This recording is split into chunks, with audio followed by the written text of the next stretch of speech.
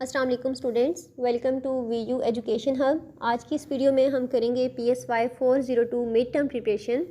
और पहले की वीडियोस की तरह इस वीडियो में भी आपके पास हैं 40+ MCQs with explanation with reference, इनके आंसर्स दिए गए हैं और वीडियो के लास्ट पे कुछ क्वेश्चंस भी हैं। अगर मेरी वीडियोस आपके लिए हेल्पफुल हैं, आप मेरे चैनल को सब्सक्राइब करें। नेक्स्ट जिस सब्जेक्ट से related mid term final term की वीडियोस आपको रिक्वायर्ड हैं, let me know, I will try to make it available for you. हम अपनी वीडियो स्टार्ट करते हैं और हमारा फर्स्ट क्वेश्चन है, which of the following lobe of the brain is involve in where pathway of the vision. हमने बताना है ब्रेन का कौन सा लोब विजन से रिलेटेड फंक्शंस को डील कर रहे हैं। अगर हम ह्यूमन ब्रेन की बात करें तो ह्यूमन ब्रेन को हम 4 लोब्स में या 4 पार्ट्स में डिवाइड करते हैं। Temporal lobe, occipital lobe, parietal lobe and frontal lobe. अच्छा, टेम्पोरल लोब हमारा डील करता है हीयरिंग फंक्शन को, ऑक्सीपिटल लोब विजन फंक्शंस को देख रहा है, parietal lobe deals with skin senses जिसमें टच, पेन, टेम्परेचर एट्सेट्रा ये सब चीज़ें आ जाएंगी। और जो हमारा फ्रंटल लोब है, this is involve in integrating sensory functions और ये परसेप्शन में भी एक इंपॉर्टेंट रोल प्ले कर रहे हैं। क्वेश्चन में हमने बताना है विजन से रिलेटेड कौन सा लोब डील कर रहा है, तो इसका ऑप्शन हमारे पास ए है, दैट इज़ ऑक्सीपिटल। नेक्स्ट हमारा है question number 2, goal of scientific method include. Scientific method के हमारे पास बेसिकली 4 गोल्स हैं। फर्स्ट हमारा गोल ये होता है कि हमने चीज़ों को डिस्क्राइब करना है, description. Second goal of scientific method is explanation, हमने चीज़ों की लॉजिकली एक्सप्लेनेशन देनी है, उनको लॉजिकली हमने एक्सप्लेन करना है। The third goal of scientific method is prediction, हमने कुछ इवेंट्स को, कुछ सर्कमस्टांसेस को प्रिडिक्ट करना है on the basis of our knowledge, जिस तरह हम वेदर वगैरह की प्रिडिक्शन करते हैं यूजिंग साइंटिफिक मेथड। तो ये हमारा गोल है। फोर्थ हमारा गोल है साइंटिफिक मेथड का कंट्रोल, तो ऑप्शन डी इस क्वेश्चन का राइट आंसर आएगा, which is all of the above. Next हमारा है question number 3, who proposed recognition by component theory. Recognition by component theory को हम RBC थ्योरी भी कहते हैं और ये हमें दी है आयरिंग बाइडरमैन ने। थोड़ी सी हम इसकी डिटेल देख लेते हैं। अकॉर्डिंग टू RBC थ्योरी और according to recognition by component theory, are recognition of object is based on feature called geons, कि हम ऑब्जेक्ट को किस तरह से रिकग्नाइज करते हैं, उनके फीचर्स की बेस पे, और उन फीचर्स को हम जियोन्स कहते हैं। अब ये क्या कह रहे हैं, geons are the basic unit of the object just like ions are the basic unit of the molecule. जिस तरह मॉलिक्यूल का बेसिक यूनिट आइंस होते हैं, इसी तरह ऑब्जेक्ट्स के जो बेसिक यूनिट हैं वो ये जियोन्स हैं। इन सिंपल वर्ड, अगर हम जियोन्स को आइडेंटिफाई कर लेंगे तो हम पूरा जो ऑब्जेक्ट है उसको आइडेंटिफाई कर सकते हैं। रिकग्निशन बाय कंपोनेंट का यही मतलब है कि अगर हमने उसके फीचर्स को आइडेंटिफाई कर लिया, हमने उसके जियोन्स को आइडेंटिफाई कर लिया, तो हम उस ऑब्जेक्ट को भी रिकग्नाइज कर सकते हैं। This is recognition by component theory और RBC theory. Next we have question number 4, which of the following are the receiving end of the neuron. तो डेंड्राइट्स हमारे receiving end of the neuron है, option C is the right one. Next we have question number 5, Charles Peirce compared the scientific way of knowing with other methods of developing belief, which is। Charles pirs ने scientific way of knowing को जो हमारे other methods of development of belief हैं उनके साथ compare किया है और इन तीनों मेथड्स के साथ कंपेयर किया है, authority method, tenacity method and priori method. All of above इस क्वेश्चन का राइट आंसर है। बट हम ये देख लेते हैं कि अथॉरिटी मेथड में हमारे बिलीव्स कैसे बन रहे हैं, टेनोसिटी मेथड में किसी एक चीज़ के बारे में हमारा कैसे बिलीफ बनता है, और प्रियोरी मेथड में डेवलपमेंट ऑफ बिलीफ किस तरह से हो रही है। अगर हम फर्स्ट पे देखें authority method, according to Peirce the simplest way of fixing belief is to take someone else word on faith. इसका क्या मतलब है कि हम किसी एक पर्सन की बात पे पक्का यकीन कर लेते हैं और हम अपना बिलीफ बना लेते हैं, उसके वर्ड्स को हम लेते हैं as a faith. For example, किसी भी अथॉरिटी फिगर ने आपसे कुछ कह दिया, आपके टीचर्स ने कुछ कह दिया, आपके पेरेंट्स ने कुछ कह दिया कि ये चीज़ सही है, ये चीज़ गलत है, तो हमारा उस पर एक फ़िक्स बिलीफ बन जाएगा, हम उसको मानना शुरू कर देंगे। मीन्स कि हमारे डेवलपमेंट ऑफ बिलीव्स हुई ड्यू टू अथॉरिटी फिगर। ठीक है, कि किसी एक पर्सन ने कहा, अथॉरिटी फिगर ने कहा और हमने उस चीज़ को मान लिया। नेक्स्ट हमारा आता है टेनोसिटी मेथड। अब टेनोसिटी मेथड में डेवलपमेंट ऑफ बिलीफ्स कैसे होगा। In this method of fixing belief a person steadfastly refuses to alter acquired knowledge regardless of evidence to the contrary. इसमें क्या होगा कि एक पर्सन का बिलीफ बना हुआ होता है किसी भी एक चीज़ के बारे में पहले से, और अगर आप उसको कोई लॉजिक देते हैं, कोई रीजनिंग देते हैं, कोई एक्सप्लेनेशन देते हैं, लेकिन वो पर्सन स्ट्रेट फॉरवर्ड उसको मानने से रिफ्यूज़ कर देता है। अगर हम इसको थोड़ा सा पॉलिटिकल पॉइंट ऑफ व्यू में, जस्ट फॉर एक्सप्लेनेशन, एग्जाम्पल के लिए अब अगर आप इसको लें कि पॉलिटिकल पॉइंट ऑफ व्यू में इसकी एग्जांपल आपको देती हूँ कि लेट्स सपोज जो हमारे बड़े बड़े हैं, जो हमारे सीनियर सिटीज़न हैं या जो हमारे दादा अबू हैं, हमारे नाना अबू हैं, वो ये कहते हैं कि वोट तो हमने नून लीग को ही देना है। अगर हम यंग जनरेशन हम उनको बताते हैं कि नहीं, नून लीग वालों ने कुछ नहीं किया है, कुछ डेवलपमेंट नहीं लेके आए, कोई रिफॉर्म्स नहीं लेके आए, तो वो कहेंगे हाँ ठीक है, सही है, लेकिन वोट तो हमने नून लीग को ही देना है। मीन्स जो उनके पहले से बिलीव्स बने हुए हैं, जो उनका पहले से एक एग्जिस्टिंग किसी चीज़ के बारे में नॉलेज है, वो उसको उस पर फिक्स रहते हैं। बहुत ही ट्रेडिशनल सोच के या बहुत ही कंजर्वेटिव सोच के होते हैं, अपने माइंड को वो चेंज नहीं करते हैं। ठीक है, तो ये हमारा आता है टेनोसिटी मेथड के अंदर। थर्ड पे हमारे पास आता है priori method. Priori refers to prior knowledge, refers to something that is believe without prior study और एग्जामिनेशन। प्रियोरी मेथड में हम क्या करते हैं कि किसी भी एक चीज़ के बारे में हम अपना बिलीफ बना लेते हैं, उसको स्टडी किए बगैर, उसका एग्जामिनेशन किए बगैर। ऐसी चीज़ें जो हमें थोड़ी रीज़नेबल लगती हैं, हमारा माइंड उनको एक्सेप्ट कर लेता है, उनके बारे में एक बिलीफ बना लेता है। लेट्स सपोज हम कहते हैं कि अगर काली बिल्ली रास्ता काटेगी तो हमारा दिन अच्छा नहीं गुजरेगा, क्योंकि काली बिल्ली हमें अच्छी नहीं लगती, तो हम ये कहते हैं काली बिल्ली अच्छी नहीं है, अब इसने हमारा रास्ता काट लिया तो हमारा दिन अच्छा नहीं गुजरने वाला। हमने उस पर कोई एग्जामिनेशन नहीं किया, कोई इस पर स्टडी नहीं की कि what is the logic behind, अगर काली बिल्ली ने रास्ता काट लिया है तो दिन अच्छा ना गुजरने का इसमें क्या लॉजिक है। बट इसमें हम इस तरह से कुछ भी नहीं कर रहे हैं, ना ही हम कोई, हमारे पास कोई प्रायर नॉलेज है, ना ही हमने कोई एग्जामिनेशन किया, बट जस्ट इसमें सिंपल ये है, proposition that seem reasonable are believed. तो ये हमने देख लिए तीनों मेथड। अथॉरिटी मेथड में हमारा बिलीफ बन रहा है, किसी अथॉरिटी फिगर ने कह दिया तो इस वजह से हमारा बिलीफ बन गया। टेनोसिटी मेथड में यह है कि जो हमारे पहले से बिलीव्स बने हुए हैं हम उनको लेके चलते हैं, किसी भी एक्सप्लेनेशन को, किसी भी लॉजिक को नहीं मानते हैं। और जो प्रियोरी मेथड है उसमें हम किसी चीज़ के बारे में बिलीफ बना लेते हैं विदाउट प्रायर स्टडी और विदाउट एग्जामिनेशन। नेक्स्ट हमारे पास है question number 6, who coined the term psychophysics. तो साइकोफिजिक्स की टर्म हमें दी है गस्टव फिशनर ने। Option A is the right one. Next we have question number 7, who among the following introduced a mathematical and experimental approach to the psychology. William Wundt ने हमें mathematical और experimental approach introduce करवाई है psychology में। और बाकी जो तीन नाम हैं, हर्मन इबेंगुएस, गस्टव फिशनर, ई.बी. टिश्नर, इन तीनों को भी आपने याद रखना है, क्योंकि मोस्टली ये भी पेपर में यही तीन नाम रिपीट होते हैं। विलियम वंडत को तो हमने देख लिया, इन्होंने हमें मैथमेटिकल और एक्सपेरिमेंटल अप्रोच इंट्रोड्यूस करवाई है साइकोलॉजी में। हर्मन इबेंगुएस ने मेमोरी प्रोसेसेस को स्टडी किया था, and he used nonsense syllables to study memory processes, जिनको हम रिसेंसी इफेक्ट कहते हैं। और इसके अलावा हर्मन इबेंगुएस ने ओवर लर्निंग फिनोमेना के बारे में बताया है। फॉरगेटिंग कर्व इन्होंने दी है। Gustav Fechner founder of psychophysics हैं, इन्होंने हमें आइडिया दिया था J&D का। J&D is the just noticeable difference which is considered to be the first empirical psychological measurement. E B. Titchener ने हमें एसोसिएशनिज़म के बारे में बताया है, एंड एसोसिएशनिज़म का मतलब यह है कि हम कम्प्लेक्स कोग्निटिव प्रोसेसेस को अंडरस्टैंड कर सकते हैं, एक्सप्लेन कर सकते हैं through simple mental activities. Next हमारे पास है question number 8, in which year Watson conducted the experiment named Little Albert conditioning of year. तो इन्होंने ये एक्सपेरिमेंट कंडक्ट किया था 1920 में। Option A is the right one. Next है question number 9, skin is the receptor of, ये भी हम सबको पता है, skin is the receptor of touch. Question number 10, which variable is the one that you are not intentionally studying in your experiment but may affect the outcome or result। तो ये हमारी आती है एक्सट्रेनियस वेरिएबल, बट हम इन चारों variables को देख लेते हैं। What is independent variable, what is dependent variable, confounding variable क्या है और एक्सट्रेनियस वेरिएबल क्या है। इनकेस हमारा लॉन्ग क्वेश्चंस में आ जाता है difference between dependent independent variable, या आ जाता है कि आप इन चारों वेरिएबल्स को डिस्क्राइब करें, तो हमें 1 लाइन 2 लाइन एक्सप्लेनेशन इनकी आनी चाहिए। इंडिपेंडेंट वेरिएबल क्या होती है? The variable which is being manipulated in an experiment. एक एक्सपेरिमेंट के अंदर जिस वेरिएबल को हम मैनिपुलेट कर रहे हो, जिस वेरिएबल को हम चेंज कर रहे हो, उसको हम इंडिपेंडेंट वेरिएबल कहते हैं, और इसको हम सिंबल एक्स से डिनोट करते हैं। For example, in an experiment that test the impact of exercise on weight, exercise would be independent variable. एक एक्सपेरिमेंट जिसमें हम एक्सरसाइज का इफ़ेक्ट देखना चाह रहे हैं वेट पे, तो इसका मतलब ये है कि एक्सरसाइज उसमें हमारी होगी इंडिपेंडेंट वेरिएबल, क्योंकि एक्सरसाइज को हम मैनिपुलेट करके देखेंगे ना, चेंज करके देखेंगे कि कम एक्सरसाइज से क्या इम्पैक्ट हो रहा है, ज़्यादा एक्सरसाइज से क्या इम्पैक्ट हो रहा है। नेक्स्ट हमारे पास है dependent variable. Dependent variable is the one which is being measured in an experiment. अब डिपेंडेंट वेरिएबल वो होती है जिसको हम एक्सपेरिमेंट में मेजर कर रहे हूँ। इसको हम सिंबल वाई से डिनोट करते हैं।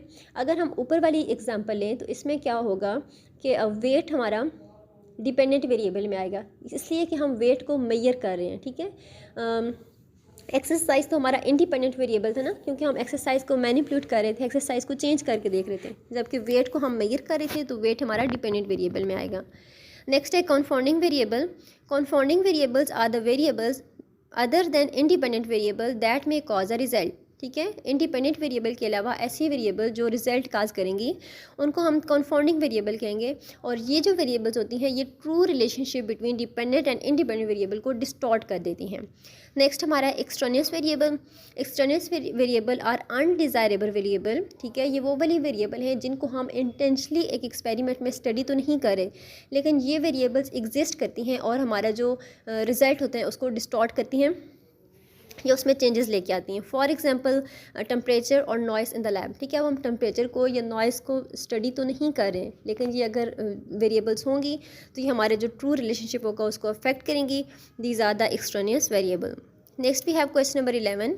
Elements that are similar in appearance are group together. This principle of perceptual organisation, ठीक है। जो एक चीज़ें हमें एक जैसी दिखती हैं हम उन्हें एक ग्रुप में कैटेगराइज कर देते हैं। This is the law of similarity. Next we have question number 12.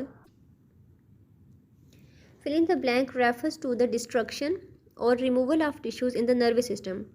ये हम कहते हैं ablation.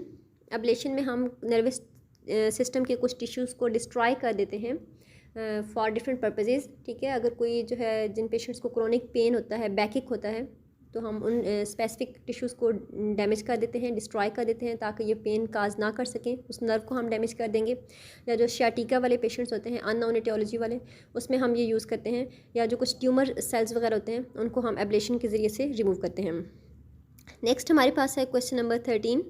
Which of the following variable is manipulated in an experiment. तो इसको हमने ऑलरेडी डिस्कस कर लिया कि जिस वेरिएबल को हम मैनिपुलेट कर रहे होते हैं वो हमारी इंडिपेंडेंट वेरिएबल है, और जिस वेरिएबल को हम मेजर कर रहे होंगे वो हमारी डिपेंडेंट वेरिएबल होगी।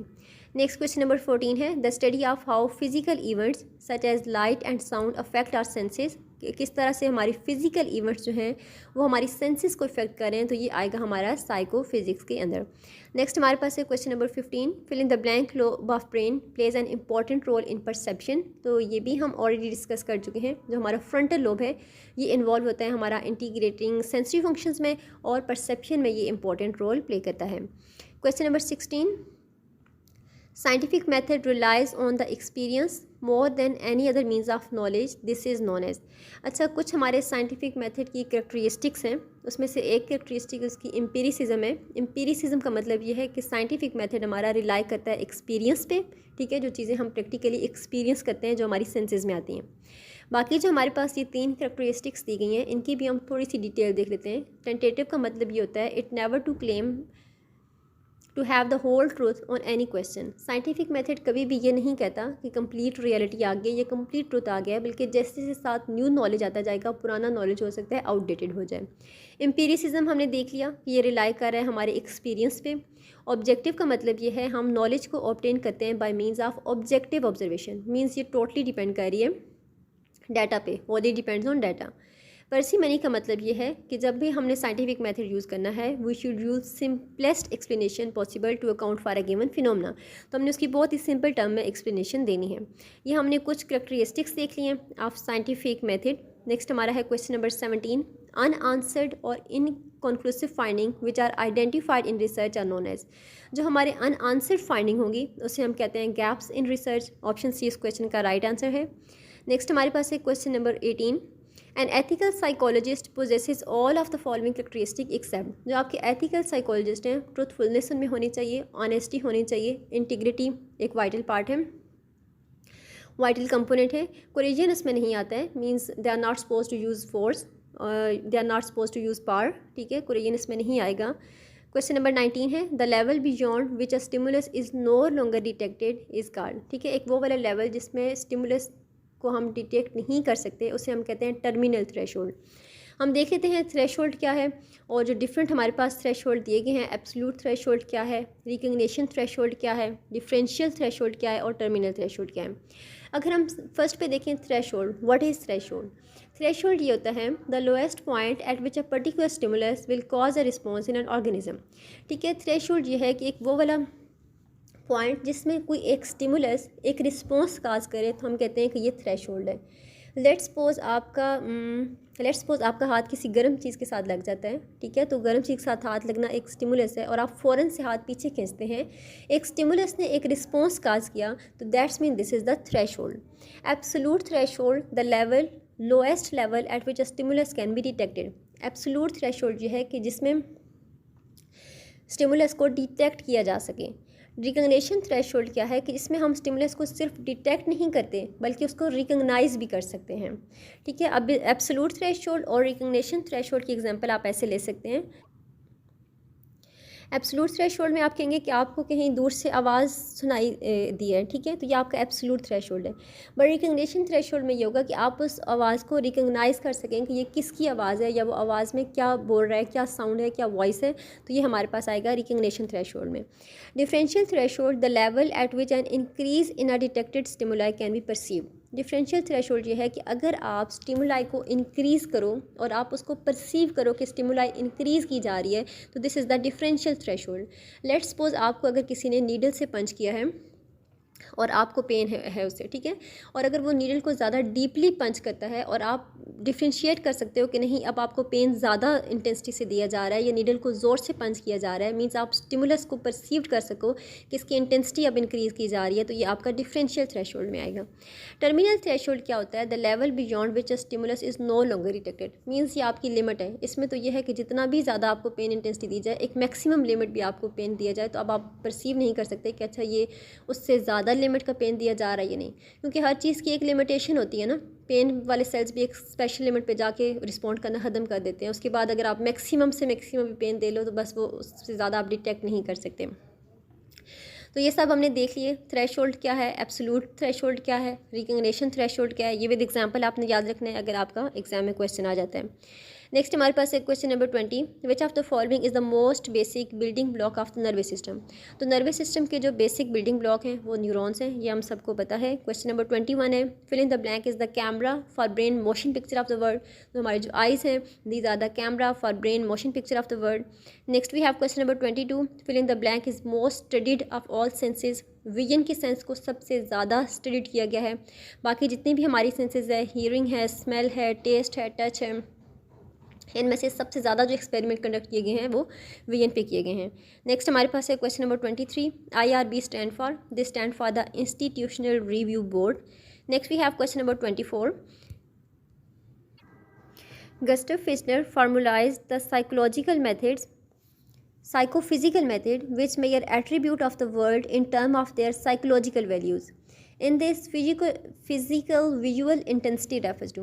अच्छा, गस्टव फिशनर ने हमें साइकोफिजिकल मेथड्स बताए थे जिसमें हम जो चीज़ों की फ़िज़िकल वैल्यूज़ होती है उसको साइकोलॉजिकल वैल्यूज़ में उन्होंने बताया था कि साइकोलॉजिकल वैल्यूज़ की क्या होगी। तो इसमें जो हमारे पास मेंशन है physical visual intensity, physical visual intensity का मतलब है साइकोलॉजिकल ब्राइटनेस। इसी तरह फिजिकल ऑडिटरी इंटेंसिटी का मतलब है साइकोलॉजिकल लाउडनेस। ठीक है, कि फिजिकल ऑडिटरी इंटेंसिटी आपको जो दी जाएगी, साइकोलॉजिकल लाउडनेस आपको उससे कितनी फील होती है। या अगर आपको कोई फिजिकल मेजर ऑफ वेट है तो साइकोलॉजिकल हैवीनेस हम उसको कितना फील करते हैं। फिजिकल इलेक्ट्रिकल इंटेंसिटी जो है उसमें हमें साइकोलॉजिकल पेन कितना फील होगा। इस तरह से उन्होंने कुछ चीज़ों को मेजर किया है। साइकोफिजिक्स में इनका एक बहुत बड़ा नाम है। इसमें उन्होंने चीज़ों को डिस्कस किया है कि जो फिजिकल चीज़ें होती हैं उनकी इंटेंसिटी हम साइकोलॉजिकली किस तरह से मेजर करते हैं। तो ये आपने इन चीज़ों को याद रखना है। ऑडिटरी वाली को साइकोलॉजिकल लाउडनेस कह रहे हैं, फिजिकल मेजर ऑफ वेट को हम साइकोलॉजिकल हैवीनेस कह रहे हैं, और फिजिकल इलेक्ट्रिकल इंटेंसिटी को हम साइकोलॉजिकल पेन कह रहे हैं। नेक्स्ट हमारे पास है question number 25, the level eight which an increase in a detected stimulus can be perceived is called. तो ये हमने पहले डिस्कस कर लिया, इसको हम कहेंगे डिफरेंशियल थ्रेशोल्ड। नेक्स्ट हमारे पास है question number 26, fill in the blank refers to the processes by which people's opinion of other is highly influenced by the very first piece of information they receive। तो ये इसको हम कहते हैं first impression बायस, कि फ़र्स्ट टाइम आपका किसी चीज़ के बारे में जो इम्प्रेशन होता है वो ज़्यादा लॉन्ग लास्टिंग होता है, ओवर लास्टिंग होता है। बाकी जो हमारे पास टर्म्स दी गई हैं, डिफिजन ऑफ रिस्पॉन्सिबिलिटी क्या है, सोशल लॉफिंग क्या है, सोशल फैसिलिटेशन क्या है, इसको भी हम देख लेते हैं क्योंकि मोस्टली शॉर्ट क्वेश्चंस में ये हमारे पास टर्म्स आ जाती हैं। फर्स्ट इंप्रेशन बायस हमने देख लिया, refers to the process by which people's opinion of other is highly influenced by the very first piece of information they receive. ठीक है, कि जिसके बारे में हमारा जो सबसे फर्स्ट ओपिनियन होता है, कहते हैं ना first impression is the last, ये वो चीज़ है first impression biased. Diffusion of responsibility का मतलब ये है occurs when people who need to make a decision wait for someone else to act and study. Diffusion of responsibility का मतलब ये है कि लोग किसी दूसरे पे डिपेंड करना शुरू कर देते हैं कोई भी डिसीजन बनाने के लिए। The more people involve the more likely it is that each person will do nothing believe in someone else from the group to respond. इसका मतलब ये है कि अगर एक ग्रुप में 10 पर्सन हैं तो वो 10 के 10 लोग क्या होंगे, एक दूसरे पे डिपेंड कर रहे होंगे कि ये बंदा आ गया है और ये आके काम कर दे। अब जिस तरह से ग्रुप का साइज़ इंक्रीज़ होता जाएगा, डिफिजन ऑफ रिस्पॉन्सिबिलिटी और भी ज़्यादा होती जाएगी। मींस हर कोई जो है वो दूसरे पे डिपेंड करेगा कि मैं ये काम क्यों करूँ, बाकी भी तो ग्रुप में 10 लोग हैं, 15 लोग हैं, उनमें से कोई बंदा आके काम कर ले। Social loafing means simple means individual performance is lower in group and becomes lower still as the group size increases. अब सोशल लॉफिंग का मतलब यह है कि एक बंदे की जो परफॉर्मेंस है वो ग्रुप में कम हो जाती है, और जैसे जैसे ग्रुप का साइज़ बढ़ता जाएगा ऐसे ऐसे ग्रुप जो इंडिविजुअल परफॉर्मेंस है वो कम होती जाएगी। अब डिफिजन ऑफ रिस्पॉन्सिबिलिटी और सोशल लॉफिंग को आप डिफ्रेंशिएट किस तरह करेंगे। सोशल लॉफिंग में एक पर्सन कम एफर्ट्स करता है या वो कम काम करेगा जब उसे पता होगा कि उसको एज अ ग्रुप जज किया जा रहा है, एज अ इंडिविजुअल जज नहीं किया जा रहा। जबकि डिफिजन ऑफ रिस्पॉन्सिबिलिटी में तो टोटली वो अपनी कोई रिस्पॉन्सिबिलिटी ही शो नहीं करता है, दूसरे पे डिपेंड करना शुरू कर देता है कि वो दूसरा काम करेगा। ऑलमोस्ट ये दोनों सेम ही है, बट थोड़ा सा आपने इनको स्टेटमेंट्स या वर्ड्स इनके याद रखने हैं। सोशल फैसिलिटेशन का मतलब यह है means how the presence of other can facilitate an individual performance on a task. Social facilitation का मतलब यह है कि अगर कोई दूसरा बंदा आपको देख रहा है, आपको ऑब्जर्व कर रहा है, तो उससे आपकी परफॉर्मेंस पे क्या इफेक्ट आएगा। फॉर एग्जांपल, हम रास्ते में जा रहे होते हैं और कोई बैगर्स हमारे पास आते हैं और हमें पता हो कि हमारा फ्रेंड हमारे साथ है, वो हमें देख रहा है, हमें ऑब्जर्व कर रहा है, तो हम ना चाहते हुए भी उसको 10 रुपये 20 रुपये दे देते हैं। मीन्स प्रेजेंस ऑफ अदर्स ने क्या किया, हमारे काम को फैसिलिटेट किया, तो this is social facilitation. Next हमारे पास है question number 27। Kurt and colleague conducted experiment on attention and emotion perception and their focus was, उनका मेन फोकस था facial expression, that is option C। Next हमारे पास है question number 28। Hermann Ebbinghaus focused on factors that influence human memory. Hermann Ebbinghaus ने human memory पे जो factors influence होते हैं उन पे एक्सपेरिमेंट कंडक्ट किए हैं। क्वेश्चन नंबर 29 है what was the range of electric shock used in Milgram experiment. Milgram experiment में जो इलेक्ट्रिक शॉक की रेंज थी that was from 15 to 450 volts. Option D is the right one. Next we have question number 30। William James is best known for his book. William James को हम जानते हैं, उनकी book है principle of psychology. Option is the right one. Next we have question number 31। Who is known as father of optics. Father of optics हम कहते हैं इब्न अल हाशिम को। इन्होंने बहुत ज़्यादा काम किया है विजन से रिलेटेड, विजन की फील्ड में। नेक्स्ट हमारा है question number 32। Which of the following lobe of brain is involve in touch sensation. तो टच सेंसेशन में हमारी पैरिटियल लोब का काम है, ठीक है, ये हमारी स्किन सेंसेस को डील करती है, touch, pain, temperature etcetera. Next हमारा है question number 33। A type of clinical trial in which the participant not the researcher knows which treatment or intervention participants are receiving until the clinical trial is over is termed as. इसको हम कहते हैं double blind experiment. Double blind experiment में ना तो researcher को पता होता है और ना ही जो पार्टिसिपेंट्स हैं उनको पता होता है कि वो कौन सी मेडिसिन ले रहे हैं। और जो डबल ब्लाइंड एक्सपेरिमेंट है ये एक इफ़ेक्टिव टेक्निक है क्योंकि इससे आपको बिल्कुल बायस्ड फ्री रिजल्ट मिलेगा। लेट्स सपोज अगर आपका पेशेंट कोई ले रहा है, कोई नारकोटिक ले रहा है या कोई स्लीप इंड्यूसिंग मेडिसिन ले रहा है, लेकिन आप रिसर्चर को नहीं बताते कि ये कौन सी मेडिसिन ले रहे हैं, और जो पार्टिसिपेंट है उसको भी स्पेसिफिकली उस मेडिसिन का नहीं पता, तो जो रिसर्चर रिजल्ट लेके आएगा वो बिल्कुल एक्यूरेट या अथेंटिक रिजल्ट लेके आएगा, बायस्ड फ्री रिजल्ट लेके आएगा। बजाय इसके कि आप रिसर्चर को पहले ही बता दो कि ये पेशेंट जो है ये फ़लाँ सेडेटिव ले रहा है या फ़लाँ मेडिसिन ले रहा है, तो वो पहले से ही उस मेडिसिन को स्टडी करके और वो सारी फाइंडिंग्स आपके पास ले आएगा कि ये इसके इफेक्ट हैं, ये इसके रिजल्ट्स हैं। तो double blind experiment is a good technique for effective result. Next हमारे पास है question number 34। There are about fill in the blank billion neurons in human brain. हमारे ब्रेन में ऑलमोस्ट 86 बिलियन न्यूरॉन्स हैं और इसके अलावा human brain out of which 16 billion neurons in the cerebral cortex, इसमें से 86 में से जो 16 बिलियन न्यूरॉन्स हैं these are in the cerebral cortex. Next we have question number 35, fill in the blank psychology proposes that whole differ from sum of its part, तो gestalt psychology में ये कहती है whole differ from sum of its part. Next we have question number 36, which of the following variable is manipulated in an experiment, तो independent variable को हम experiment में manipulate करते हैं, डिपेंडेंट वेरिएबल को हम एक्सपेरिमेंट में मेजर करते हैं। इंडिपेंडेंट को हम एक्स से डिनोट करेंगे, डिपेंडेंट को हम वाई से डिनोट करेंगे। कन्फाउंडिंग एंड एक्सटेनियस वेरिएबल को भी हम ऑलरेडी डिस्कस कर चुके हैं।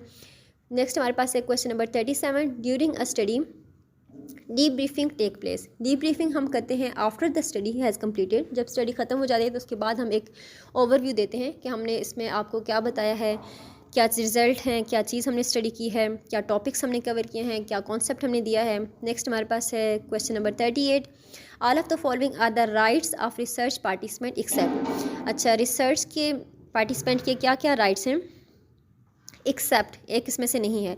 कॉन्फिडेंशियलिटी तो है उनका राइट, ठीक है, हमने उनको कॉन्फिडेंशियल रखना है। इन्फॉर्म्ड कॉन्सेंट है, हमने प्रॉपर उनसे परमिशन लेनी है, उसके बाद हम रिसर्च कंडक्ट करेंगे।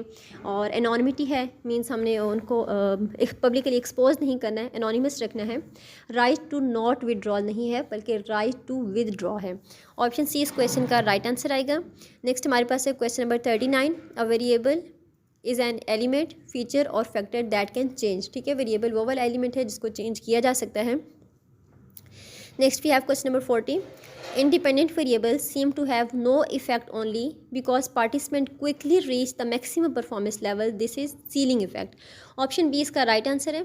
अच्छा, जब भी हम कोई रिसर्च कर रहे होते हैं तो हमारे पास दो तरह के इफेक्ट्स देखने को मिलते हैं, floor effect and ceiling effect. Floor effect का मतलब यह है कि इंडिपेंडेंट वेरिएबल का कोई ख़ास इफेक्ट नहीं आता, seem to have no effect, क्योंकि जो रिसर्चर होते हैं because the task is so difficult that participant can not perform well. Floor का मतलब ये है कि टास्क इतना डिफ़िकल्ट दिया जाता है, इतना मुश्किल टास्क दिया जाता है कि कोई भी पार्टिसिपेंट उसको परफॉर्म ही नहीं कर सकता, तो इसको हम कहेंगे फ्लोर इफेक्ट, मींस वो सब नीचे ही रहते हैं। और सीलिंग इफेक्ट का मतलब यह है कि इसमें इंडिपेंडेंट वेरिएबल का भी कोई इफेक्ट नहीं है, लेकिन this is totally opposite to the floor effect, क्योंकि इसमें क्या होगा कि टास्क इतना ज़्यादा ईजी है कि सब के सब पार्टिसिपेंट उसको क्विकली ईजीली टास्क को परफॉर्म कर लेंगे। तो ये दो इफेक्ट आपने याद रखने हैं। फ्लोर इफेक्ट में जो होगा कोई भी पार्टिसिपेंट टास्क को परफॉर्म नहीं कर सकेगा, और सीलिंग इफेक्ट में क्या होगा कि टास्क इतना इजी होगा कि आपके जितने भी पार्टिसिपेंट होंगे वो क्विकली टास्क को परफॉर्म कर लेंगे। नेक्स्ट हमारे पास है question number 41, fill in the blank is practice of ensuring that an individual name is not directly associated with the information obtained from individual, ये हमारा आता है anonymity में। नेक्स्ट हमारे पास है question number 42, human brain has रफली fill in the blank billion neurons in the cerebral cortex, तो ये हमने पहले देख लिया। ओवरऑल तो हमारे पास 86 बिलियन न्यूरॉन्स हैं in human brain, and out of this 16 billion neurons in the cerebral cortex. Option C इस क्वेश्चन का राइट आंसर है। नेक्स्ट हमारे पास है question number 43, which of the following experimental design is known as repeated measure design. Repeated measure design को हम with in group design कहते हैं, और ये तीन तरह के हमारे पास डिज़ाइन दिए गए हैं, इनको हम देख लेते हैं। Between subject design, within group design and mix design. अच्छा, फर्स्ट पे हमारे पास है between subject design. In a between subject design also called between group design, every participant experience only one condition. इसमें जितने भी पार्टिसिपेंट होंगे उनको जस्ट एक कंडीशन से गुजारा जाएगा, मीन्स सब कंडीशन को एक ही पार्टिसिपेंट को एक कंडीशन से गुजारा जाएगा। And you compare group differences between participant in various condition. अब विद इन ग्रुप कंडीशन में क्या होगा, विद इन ग्रुप डिज़ाइन में a within subject design is a type of experimental design in which all participants are expose to every treatment और condition. उसमें तो उनको एक ही कंडीशन से गुजार रहे थे ना सबको, अब इसमें क्या करेंगे, सारे पार्टिसिपेंट को एवरी ट्रीटमेंट से या एवरी कंडीशन से गुजारेंगे। Mix design is the combination of both between subject design and within group design. Next हमारे पास है, अच्छा क्वेश्चंस आ गए हैं कुछ। फर्स्ट हमारे पास है principle of writing in psychology. Psychology में जब हमने कुछ लिखने होते हैं, हम किसी रिसर्च की फाइंडिंग लिखते हैं, किसी एक्सपेरिमेंट की फाइंडिंग्स लिखते हैं, कुछ रिजल्ट्स लिखते हैं, तो उसके कुछ रूल्स हैं, कुछ प्रिंसिपल हैं। फर्स्ट तो हमारा ये रूल है कि using plain language. Next is conciseness and clarity of the language, चीज़ों को ज़्यादा बढ़ा चढ़ा के हमने नहीं लिखना है, बिल्कुल कंसाइजली ब्रीफली हमने लिखना है। एविडेंस बेस्ड रीजनिंग इसमें होनी चाहिए, और हमने APA फॉर्मेट यूज़ करना है, that is American psychological association format. Next हमारे पास है क्वेश्चन नंबर टू हॉथरॉन इफेक्ट के बारे में हमने बताना है। हॉथरॉन इफेक्ट क्या है? Hawthorne effect is when subject of an experimental study attempt to change or improve their behaviour simply because it is being evaluated or studied. इसका मतलब ये है कि जब किसी पार्टिसिपेंट को पता चल जाए कि उनको ऑब्ज़र्व किया जा रहा है तो वो क्या करते हैं, अपना बिहेवियर चेंज कर देते हैं। इसको हम कहते हैं हॉथरॉन इफेक्ट। अब इसकी एग्जांपल आप ऐसे देख लें कि अगर किसी हॉस्पिटल में मेडिकल स्टाफ को ऑब्ज़र्व किया जा रहा हो कि ये किसी प्रोसीजर के बाद प्रॉपर हैंड वॉशिंग करते हैं या नहीं, तो वो क्या करेंगे? अब उन्हें पता है, उन्हें ऑब्ज़र्व किया जा रहा है, रूटीनली वो हैंड वॉश करते हैं या नहीं करते। लेकिन जब उन्हें पता चल जाएगा कि उनके सीनियर उनके सर पे हैं, उनको ऑब्ज़र्व किया जा रहा है, तो वो क्या करेंगे? स्ट्रिक्टली हैंड वॉश करना स्टार्ट कर देंगे। मीन्स उन्होंने अपने हैबिट्स को चेंज कर लिया या उन्होंने अपने बिहेवियर को चेंज कर लिया simply because they are being evaluated और दे आर बीइंग जज्ड। क्योंकि उन्हें पता है, उन्हें देखा जा रहा है, उन्हें ऑब्जर्व किया जा रहा है, तो उन्होंने बिहेवियर ही अपना चेंज कर लिया। नेक्स्ट हमारे पास है define sensation and perception. Sensation differentiate हमने करना है या हमने डिफाइन करना है सेंसेशन क्या है और परसेप्शन क्या है। Sensation is our ability to detect senses. Sensation तो सिंपली ये है कि हम सेंसेस को डिटेक्ट कर सकें, जिस तरह टच है, पेन है, विजन है, movement and positioning of our body, ये हमारा आता है सेंसेशन के अंदर। परसेप्शन क्या होता है? Is the way in which the brain processes and communicate these two the rest of the body. Perception ये है कि हम उन सेंसेस को परसीव किस तरह से कर रहे हैं, हम उन सेंसेस को फील किस तरह से कर रहे हैं। ठीक है। Different persons perceive differently due to mind alter state, effect of drug और टायर्डनेस एट्सेट्रा। अब डिफरेंट पर्सनस जो हैं वो डिफरेंटली परसीव करते हैं। फॉर एग्जांपल एक पर्सन है जिसको हेडेक हो रहा है, तो वो बहुत ही ज़्यादा शोर शराबा कर रहा होगा कि नहीं मुझे तो बहुत स्फेयर हेडेक है, बिल्कुल मेरी बर्दाश्त से बाहर है। मीन्स उसकी परसेप्शन ऐसी है, वो उसको परसीव इस तरह से कर रहा है। ऑन द अदर हैंड जो दूसरा पर्सन है, अगर उसको हेडेक हो रहा है तो वो उसको बहुत ही लाइट से ले रहा होगा कि नहीं माइल्ड सा हेडेक है, मुझे ज़्यादा स्फेयर नहीं है, मैं इसे बर्दाश्त कर सकता हूँ, मैं टॉलरेट कर सकता हूँ। तो ये हमारा परसेप्शन के अंदर है। सेंसेशन मीन हमने सेंसेस को डिटेक्ट करना है और परसेप्शन मीन कि हमारा माइंड उसको किस तरह से परसीव कर रहा है, हमें किस तरह से वो फील हो रही हैं चीज़ें। नेक्स्ट हमारे पास है question Ebbinghaus theory of memory. Ebbinghaus theory of memory में ये है कि is known for his forgetting curve which suggests that people tend to continually halve their memory of newly learned knowledge in a matter of days or weeks unless they actively review the learned material. Ebbinghaus theory of memory हमें ये कहती है कि हम चीज़ों को completely भूलना शुरू कर देते हैं कुछ दिनों के अंदर, कुछ हफ्तों के अंदर, until unless कि हम उनको एक्टिवली रिवाइज करें। नेक्स्ट हमारे पास आ जाता है क्वेश्चन नंबर नहीं है, नेक्स्ट हमारे पास क्वेश्चन है ethic monitoring bodies in Pakistan.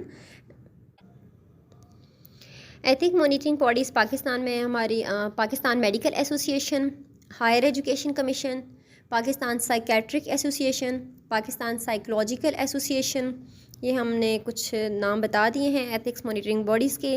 Next question है the bystander effect. Bystander effect क्या कहता है? Is the reduction in helping behaviour in the presence of other people. Bystander effect ये कहेगा कि आपका जो हेल्पिंग बिहेवियर है वो कम हो जाता है in the presence of other.